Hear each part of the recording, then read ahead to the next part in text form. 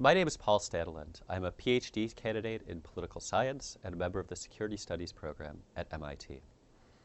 In September, I'll be starting as an assistant professor of political science at the University of Chicago. Today, I'm going to audit the conventional wisdom on the Obama administration's strategy towards Afghanistan, Pakistan, and South Asia. American policy in Afghanistan is tightly linked to the politics of Pakistan. The Obama administration has rightly emphasized that Pakistan holds one of the most important keys to stabilizing Afghanistan and the broader region. Therefore, it's been trying to generate much higher levels of Pakistani cooperation with American strategy. The U.S. understands that Pakistan can play an important role in Afghanistan because of its ability to support, both explicitly and tacitly, the Afghan Taliban against Hamid Karzai's government in Kabul. Pakistan's leverage over the Taliban could allow it to play a role in forging some kind of settlement or stabilization deal in Afghanistan. So Pakistan is central to stabilizing Afghanistan and limiting American commitments of time and money in Afghanistan. This Obama strategy has several prongs. The first is getting Pakistan to continue its crackdown on the Pakistani Taliban in the northwest of Pakistan along the Afghan-Pakistani border. The Pakistani Taliban have very strong connections to some of the armed groups operating against the United States and international forces, especially in eastern Afghanistan. Cracking down on the cross-border sanctuaries of the Taliban, both Afghan and Pakistani, in Pakistan, would therefore really help the counterinsurgency effort and the broader state-building and nation-building initiative in Afghanistan. However, this will be a very difficult, long process, even in the Obama administration's strategy. It has two components. The first is to get the Pakistani army, the regular military, to go into areas that have previously been controlled by the Pakistani Taliban or their allies, and clearing these areas of militant influence. The second stage of this strategy then involves building up local police and other governance apparatuses to basically hold the areas that have been cleared by the regular army. This requires a huge investment in money, training, expertise, and advising to build up police forces that are often basically non-functional at this point. The second part of the Obama strategy focuses on building up overall Pakistani state capacity and the Pakistani economy. This is the goal of providing services to the people and also expanding economic growth and opportunities that ideally will reduce the attractions of the Pakistani Taliban and a whole variety of other armed groups that currently operate in Pakistan, especially the Pakistani Punjab. So this goal basically involves large-scale aid, development assistance, and U.S.-Pakistani partnerships of various sorts, whether with development agencies and NGOs, local governments, police advising, and a whole variety of other development and governance initiatives that hopefully will also spur some kind of economic growth. Finally, U.S. policy aims to create some sort of broader rapprochement in the South Asian region between India, Afghanistan, and Pakistan. India's involvement in Afghanistan, which has taken the form of development and consular aid, is a source of very deep Pakistani suspicion. I suspect somewhat exaggerated, but nevertheless very visceral on the part of Pakistani security and political elites. At the same time, Pakistani support for militants who have attacked urban India is a very strong reason for India to not want to engage in high-level negotiation or discussions of concessions over issues like Kashmir. Finally, Afghanistan's government of Hamid Karzai fears Pakistani influence as undermining its hold on power in Kabul. So this is a very delicate kind of regional balance, and any of these being out of balance, whether Afghanistan's government viewing Pakistan as a serious threat, India getting engaged in a proxy war with Pakistan and Afghanistan, or the Pakistanis turning on either the Karzai government or even more so on India, would really undermine the Obama administration's strategy. So the Obama administration is trying to get all of these players on the same page in some way to try to stabilize the broader region as an effort to make Afghanistan a somewhat less volatile battlefield. So with this American strategy in mind, what has been the response of Pakistan? There's good news and there's bad news for the American administration. First, I think there's clear satisfaction among at least fairly substantial sections of the Pakistani population that they are now being taken seriously as perhaps the central player in this regional effort to stabilize Afghanistan.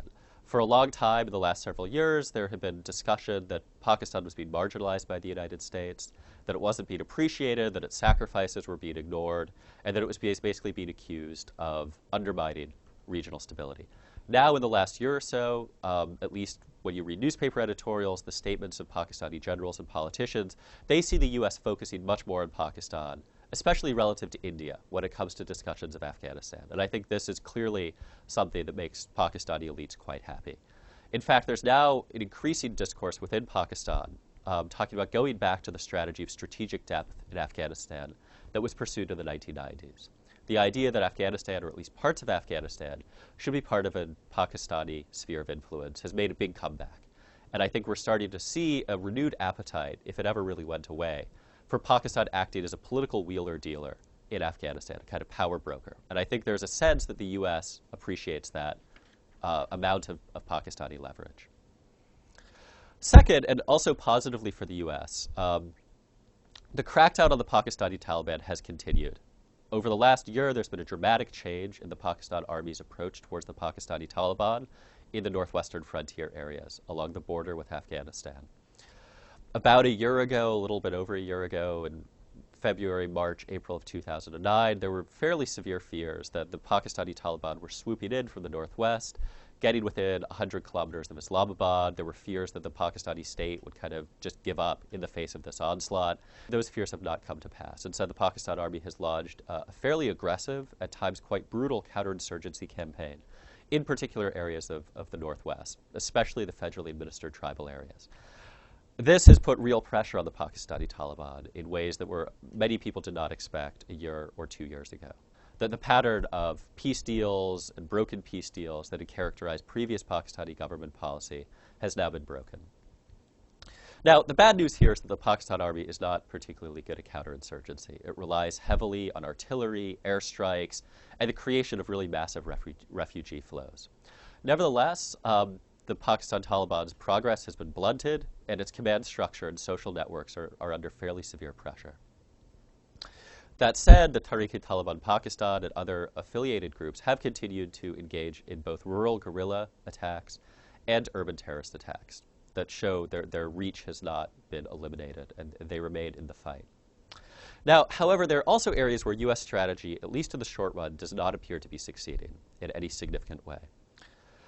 The first is getting Pakistan to crack down on other militant groups. So while the Pakistani army has really turned on the Pakistani Taliban, it certainly has not done so to nearly the same extent regarding other militant groups based especially in the Pakistani Punjab. So these are groups like Lashkar-e-Taiba and splinters of the Lashkar-e-Jhangvi and Jaish-e-Mohammed, among other kind of nebulous splinters and militias.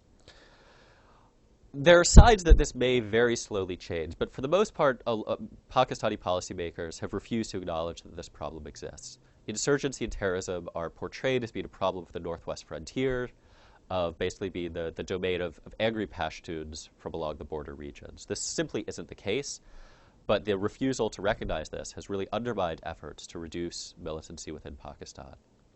This suggests that the militarization of Pakistani society and the crisis of law enforcement that affects large portions of Pakistan are likely to continue.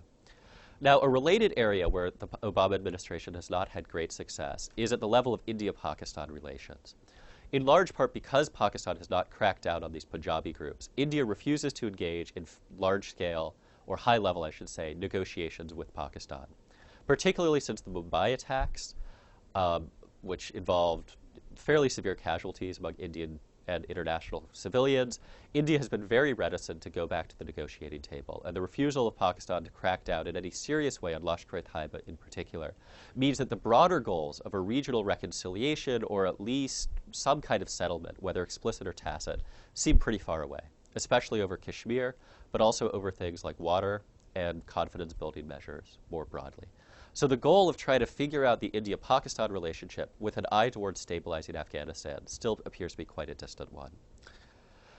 This is clearly seen in the statements of Pakistani military officers who continue to very publicly assert that India remains the primary threat to Pakistani security, not terrorism, not insurgency, not the Taliban, Pakistani or Afghan. So there's still a long way to go before the international effort to stabilize South Asia gets anywhere. Finally, I think the most challenging and most intractable challenge for the Obama administration comes in reforming the governance of Pakistan and its economy.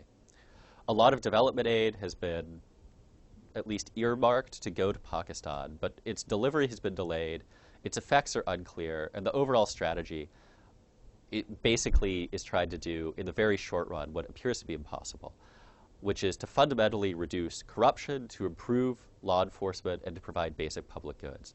All of these things on their own, any of them on their own, would be enormously challenging. Try to tackle all of them at the same time within a fairly short time period of 3 to 5 years in the policy-relevant future is an almost overwhelming task. And this is, I think, this is a problem that will not be going away at any point in the near term. Whether the Obama administration continues through 2012 or 2016, its strategy for developing Pakistan and solving its crisis of governance is likely to remain a work in progress that's very much in flux. So while there are short-term improvements that can be attributed at least in part to the Obama administration strategy, there are very deep structural challenges, both within Pakistan and in the broader international South Asian context, that suggest that many of these problems aren't going away in the short run, and that we're going to be hearing about them for the next decade at least.